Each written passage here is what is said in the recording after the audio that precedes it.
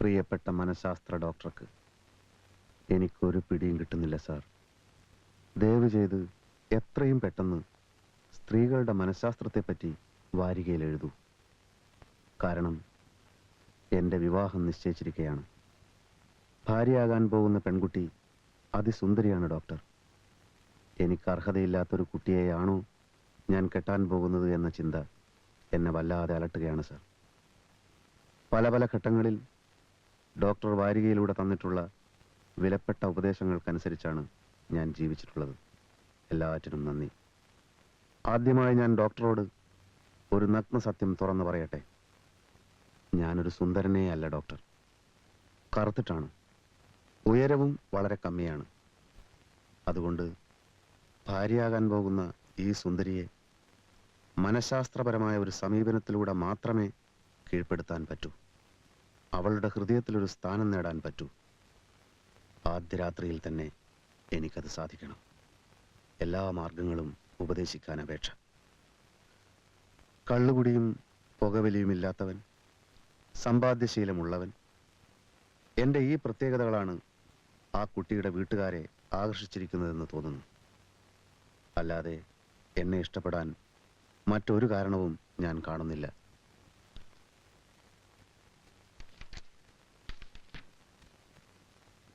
എൻ്റെ ഒരു മൂത്ത ചേട്ടനോടെന്ന പോലെ ഞാൻ താങ്കളോട് ചോദിക്കുകയാണ് ഡോക്ടർ. ഉയരം വെക്കാൻ വല്ല വിദ്യകളുമുണ്ടോ? മുഖസൗന്ദര്യം വർദ്ധിപ്പിക്കാനുള്ള ഉപായങ്ങൾ എന്തൊക്കെയാണ്? ഞാൻ ഇതുവരെ ക്രീമുകളൊന്നും ഉപയോഗിച്ചിട്ടില്ല. വീക്കോ ടർമറിക്കിനെ പറ്റി എന്താണ് അഭിപ്രായം? അത് തേച്ചാൽ വെളുക്കുമോ? മേൽപ്പറഞ്ഞ എല്ലാ ചോദ്യങ്ങൾക്കും വാരികയിലൂടെ വിശദമായൊരു മറുപടി തന്ന് ഈ ദുർഘടാവസ്ഥയിൽ നിന്ന് എന്നെ കരകയറ്റണമെന്ന് വിനീതമായി അപേക്ഷിക്കുകയാണ്. നേരം എത്രയായി? നീ എന്താ മുട്ട ഇടുന്നുണ്ടോ? ഇല്ലമ്മേ. എന്നാ എഴുന്നേറ്റ് വാ. ചന്തോമാ വന്നിട്ട് മണിക്കൂർ 2 എഴുന്നേറ്റ് വാടാ. തീപ്പെട്ടിയിൽ കൊള്ളി തീർന്നമ്മവാ. ദാരിദ്ര്യം പറയാതടി.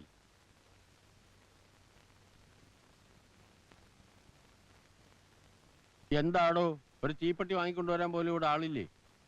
ഞാൻ ഓർമ്മിപ്പിച്ചിരുന്നു അമ്മവാ. കല്യാണം നിശ്ചയിച്ച പിന്നെ ദിനേശിട്ട് ഈ ലോകത്തൊന്നുമല്ല. മുറി അടച്ചിട്ടിരുന്നു ഒരേ ചിന്ത എപ്പോഴും. ഇവനെ ഏൽപ്പിച്ച ഒന്നും നടക്കില്ല. ചേട്ടൻ തന്നെ ക്ഷണിക്കാൻ തുടങ്ങിക്കോളൂ. ടൗണിലൊക്കെ ഞാൻ പറഞ്ഞു കഴിഞ്ഞു അമ്മാവാ. ഈ നാട്ടിലുള്ള ഒരാളെ ഒഴിവാക്കണ്ട, എല്ലാവരെയും ക്ഷണിക്കണം. എന്റെ ആദ്യത്തെ കല്യാണല്ലേ, അല്ല ഈ വീട്ടിലെ എന്റെ ആദ്യത്തെ കല്യാണല്ലേ. അങ്ങനെ ഇപ്പൊ കല്യാണ മഹോത്സവം ഒന്നും നടത്തണ്ട. മൂക്ക് മുട്ട തിന്ന് ഏമ്പക്കം വിട്ട് സദ്യക്ക് കുറ്റം പറയാൻ കുറച്ചു പേരെ ക്ഷണിച്ചാ മതി. അത് പോരാ, അത് പോരാ. നീ ഞങ്ങള് പറയുന്ന അങ്ങ് അനുസരിച്ചാ മതി. അല്ലെങ്കിൽ ഇപ്പൊ അതിന് മാത്രം പണം എവിടുന്ന? പ്രസ് നടത്തി നടത്തി നീ ഒരു വഴിയാക്കിയില്ലേ? ഇനി സമയമില്ലടോ. താലി പണിയിപ്പിക്കണം, ഡ്രസ് എടുക്കണം, പന്തലിനുള്ള ആളുകളെയൊക്കെ ഏർപ്പാടാക്കണം. മൈക്ക് സെറ്റും പാട്ടും വേണം. അയ്യരാ, മൈക്ക് സെറ്റും പാട്ടും എന്തിനാ? ഭിക്ഷക്കാരെ അറിയിക്കാനോ? അല്ലേലും അതൊക്കെ ഒരു പഴഞ്ചൻ ഏർപ്പാടാ. അല്ല പിന്നെ. ആ ചേട്ടാ, പ്രകാശിന്റെ കത്തുണ്ടായിരുന്നു. അവൻ കല്യാണത്തിന് വരില്ല അത്രേ. ജോലി ചേർന്നല്ലേ ഉള്ളൂ, ലീവ് കിട്ടാൻ പ്രയാസമാണെന്ന്. വേണ്ട, പിന്നെ വരട്ടെ. ഇപ്പൊ ജോലി ശ്രദ്ധിക്കട്ടെ.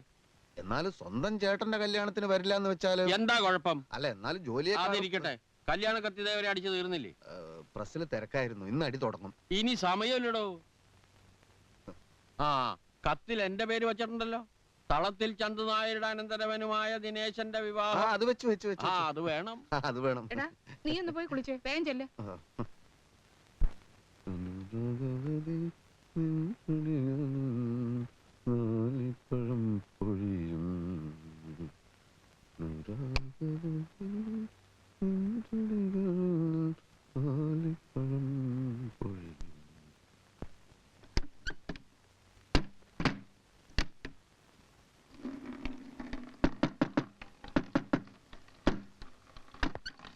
തോർത്ത് സോപ്പൊന്നും വേണ്ടേ?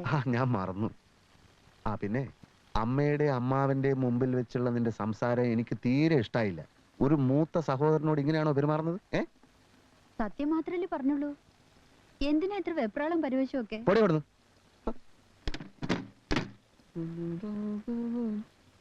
ക്ഷണക്കത്തുമായിട്ട് അവനോട് വീട്ടിലേക്കൊന്ന് വരാൻ പറയൂ. ഞാൻ ആ തട്ടാനൊന്ന് കാണട്ടെ.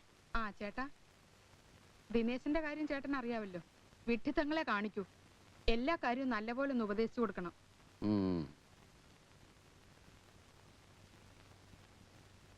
വീക്കോ ടർമറിക്കിനെ പറ്റി എന്താണ് അഭിപ്രായം? അത് തേച്ചാൽ വെളുക്കും. നിന്റെ ധിക്കാരം കൂടെ കൂടുന്നുണ്ട്.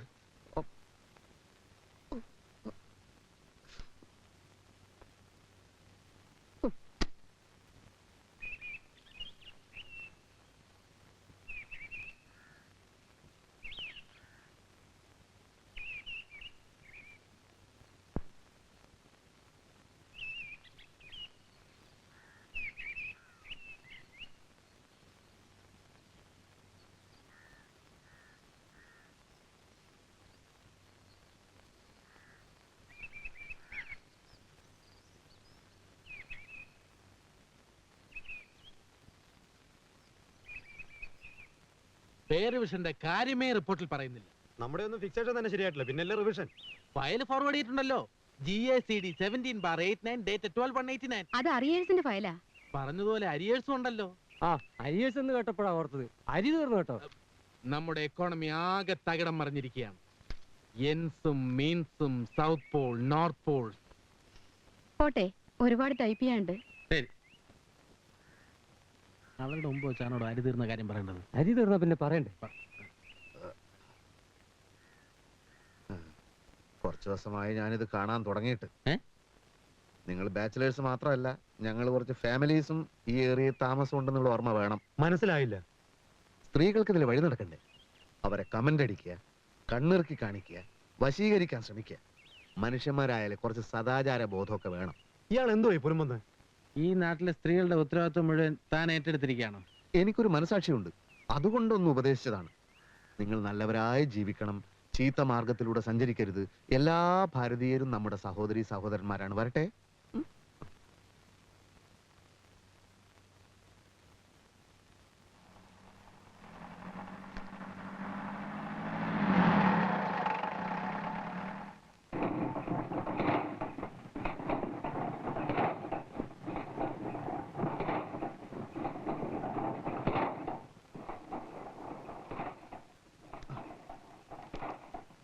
സാർ, ആ? സാറിന്റെ കല്യാണക്കത്ത് റെഡി ആയിട്ടുണ്ട്. ആഹാ, തലക്കുള സാർ വന്നു കഴിഞ്ഞാൽ പിന്നെ പത്രം അടിച്ചു തുടങ്ങുമല്ലോ. അതുകൊണ്ട് ഞാൻ പിന്നെ രാവിലെ 5 മണിക്ക് തന്നെ വന്ന് ഇതിന്റെ പ്രിന്റ് ചെയ്യാൻ തുടങ്ങി. 2000 കോപ്പി അടിച്ചു. രാഘവൻ നായരുടെ മകനും തളത്തിൽ ചന്ദനായരുടെ മരുമകനും. എന്റെ അമ്മാവന്റെ പേര് ചന്തു നായർന്നല്ലടോ. ചന്ദനായിരോ? അല്ല, സാറ് തന്നെയല്ലേ പ്രൂഫ് നോക്കി തന്നത്? 2000 കോപ്പിയും താൻ അടിച്ചു കഴിഞ്ഞു. ഓ, 2000 കോപ്പി അടിച്ചു കഴിഞ്ഞു. ഇനിയിപ്പോ എന്ത് ചെയ്യും? അല്ല, ഒരു കാര്യം ചെയ്യാം സാർ. ഈ ചന്ത എന്നുള്ളത് പേന കൊണ്ട് തിരുത്തി ചന്തു എന്നാക്കി കളയാം. 2000 കോപ്പിയിലും അല്ലേ? പോടോ അവിടുന്ന്, പോടോ. നോക്ക് സാറേ, ഓരോന്നും അടിച്ചു വെച്ചിരിക്കുന്നത്.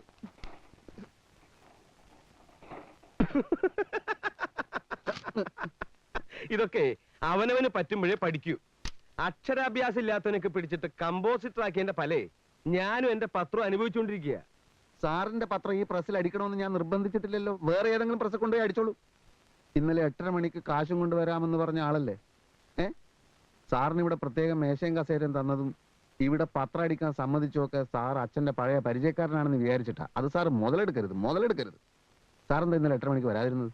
അറിഞ്ഞില്ലേ? ഇല്ല. ആ എഞ്ചിനീയർ ജോണിനെ തല്ലിയടോ AKP കമ്പനിയുടെ മുമ്പിൽ വെച്ച്. എന്ത് പ്രശ്നം? ആ കമ്പി പ്രശ്നം. അന്ന് നമ്മുടെ പൊതുരംഗത്തിൽ ഞാനൊരു വാർത്ത എഴുതിയില്ലേ? ആ പ്രശ്നം.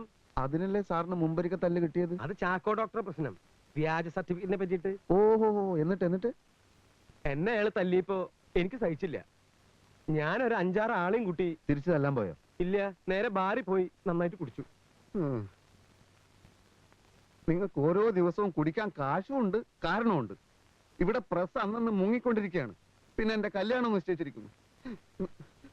സ്വർണ്ണം എടുക്കണം, പന്തല് കെട്ടണം, കട്ടില് വാങ്ങണം, 100 പ്രശ്നങ്ങളാണ്. എന്നെ പറ്റി വല്ല വിചാരമുണ്ടോ സാറിന്? ദിനേശ, നിന്നെ പറ്റി എനിക്ക് വിചാരില്ല എന്ന് പറയരുത്. 3 ദിവസം ഉറക്കൊളിച്ചിരുന്ന് എഴുതി ഉണ്ടാക്കിയതാ ഈ മംഗളപത്രം, നിന്റെ കല്യാണത്തിന് വായിക്കാൻ.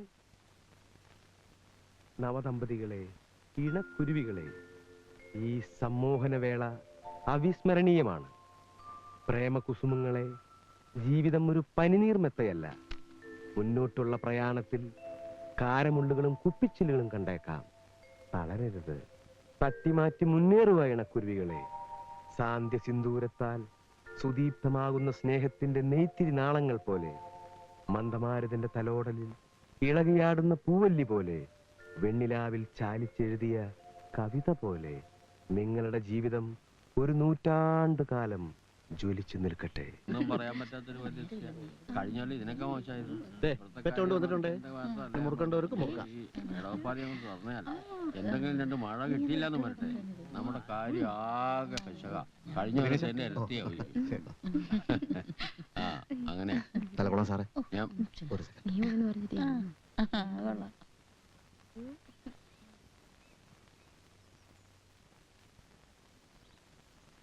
എവിടേക്കിടോ? വരൂ.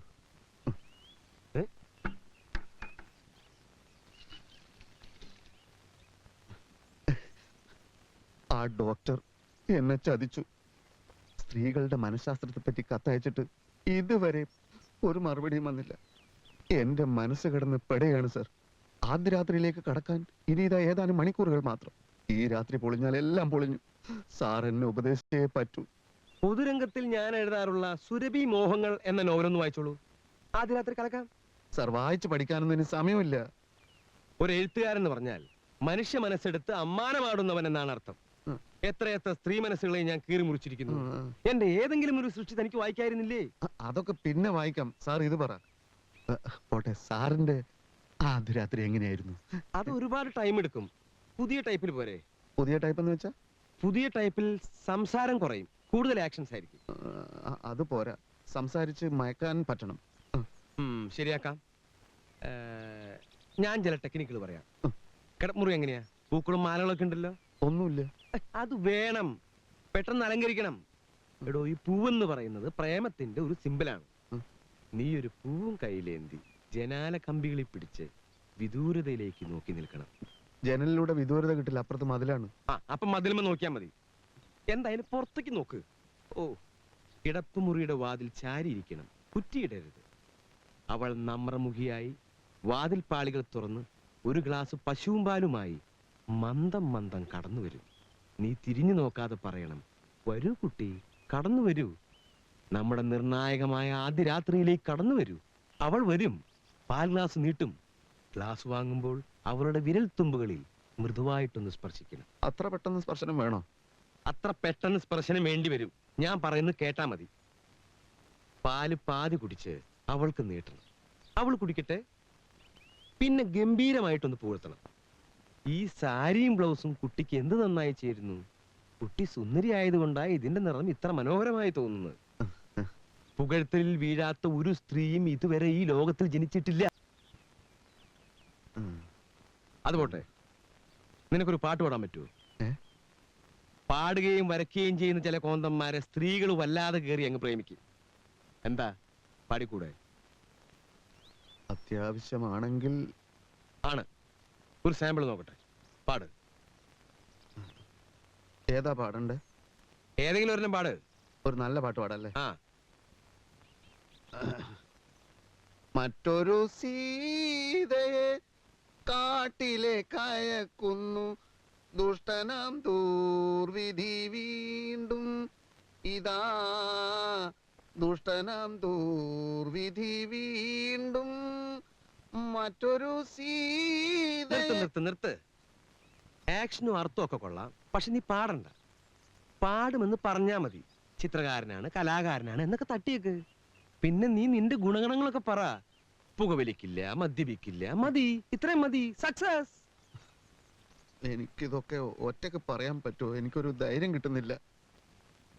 എന്നാ പിന്നെ ഞാനും കൂടി വരാം.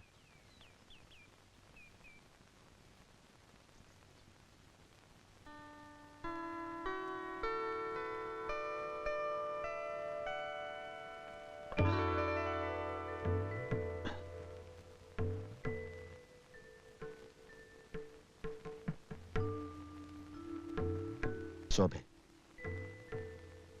ഞാനൊരു കലാകാരനാണ്, ചിത്രകാരനാണ്. നന്നായി പാടുകയും ചെയ്യും. പക്ഷെ ഇപ്പൊ പാടുന്നില്ല. അമ്മയും തങ്കമണിയൊക്കെ കേട്ടാ മോശല്ലേ? എന്തേ ശോഭേ പറയൂ. ഉം.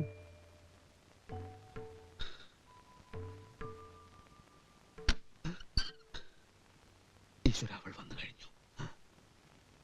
വരൂ ശോഭേ, നിർണായകമായ നമ്മുടെ ആദ്യരാത്രിയിലേക്ക് കടന്നു വരൂ. എന്താ മടിച്ചു നിൽക്കുന്നത്? കടന്നു വന്നോളൂന്നേ, ഒട്ടും മടിക്കണ്ട. വരൂ, കടന്നു വരൂ. ചേട്ടാ ദിനേശ, അമ്മ, നീ ഇത് ആരോടാ ഈ സംസാരിക്കുന്നേ? എടാ ആ പന്തലുകാരന് കാശ് കൊടുത്തു വിട്.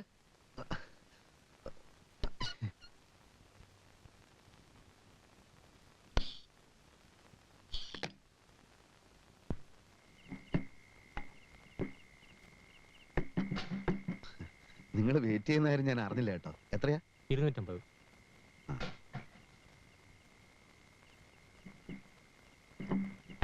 പിന്നെ എന്തൊക്കെയുണ്ട്? സുഖം തന്നെയല്ലേ? ഓ.